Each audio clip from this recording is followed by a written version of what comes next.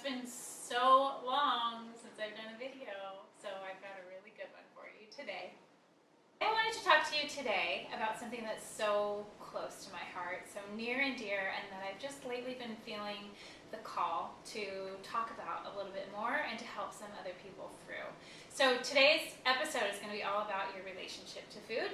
And before you just turn this off thinking that that sounds so weird and strange, I would like to challenge you, first of all, to think about this. Every single person has a relationship to food, whether or not you want to admit it, but it's something that does play such a big role, I think, in the rest of your life and kind of how you go through your life and your daily life and then overall. So it's something that's worth sort of paying attention to and diving a little bit deeper in. I see so many people that kind of, come through the doors, they write me emails, really looking to like, okay, I want to get healthy now, right? I'm ready, I want to eat healthier, I want to do it in a way that's going to be simple and much easier to understand and therefore easy to implement and therefore easy to keep up over time, which is awesome. And I would say that's just the beginning of a much longer journey that people who do actually see changes that stick around and are there for like the rest of their lives, let's say, are those that are willing to dig a little bit deeper into this conversation of like, what is their relationship to food like? For most of us, it's a very strange, negative, weird, guilty relationship that we have with the food that we're eating. And so I do think there are ways that you can kind of slowly but surely reassess and kind of take in where you're at along that journey, and it's something that's just going to make your life so much more vibrant and powerful once you do get a better handle on it. So today I wanted to start with 3 tips, and really the biggest 3 tips that you can take to start implementing into your weeks and thinking about in your head as you go through your daily life. And these are things that I think are really big game changers as you go forward and as you think about this whole concept of not being totally extreme about what you're eating and drinking and doing, that you can find that sort of healthy balance between eating really well, being active, being healthy, but also balancing it with the things that you love and enjoy and with circumstances that I think are just such a big, joyful part of life. And I think that you can have both. So today I wanted to start with three of the biggest things that I found to be so helpful. Tip number one would be to be a purist. And what that means is just for everything that you're going to eat, get the best quality, the highest quality. It's always going to be the most flavorful food, and I don't care if it's ice cream or cheese or wine or whatever we're talking about.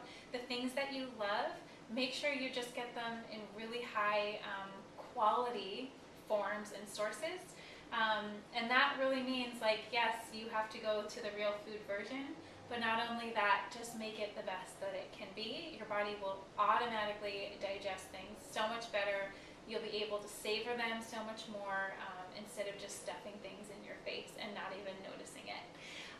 Tip number 2 is to take yourself out of autopilot. So this means that I think so many people just have these habits and these routines that we do, and we almost don't even stop to think about whether it's something that's actually helpful for us or if it's something that may be detrimental, and maybe we don't even notice it because we're just stuck in the same pattern and the same routine over and over and over again. So one of the biggest things to do is just to kind of stop doing the things that you do automatically. So this could mean like not eating just because everybody else is eating. It could mean waiting until you're actually hungry. It could mean don't just automatically go for your morning coffee. But what if you had water first, right? So taking your daily habits and routines that are so ingrained and maybe flip them and do something totally different and see what the outcome is.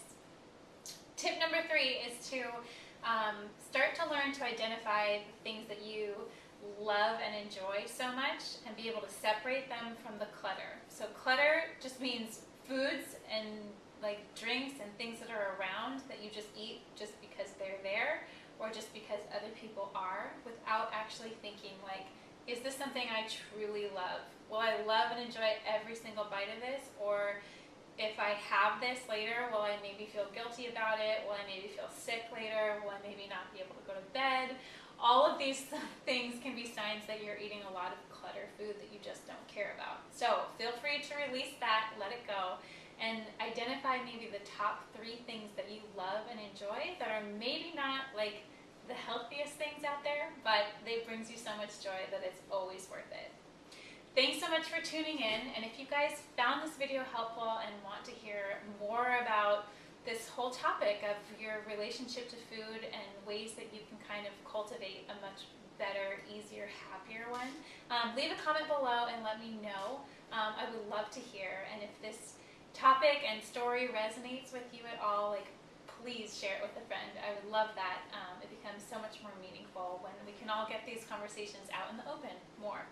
So thanks so much for tuning in, and I will see you guys next time.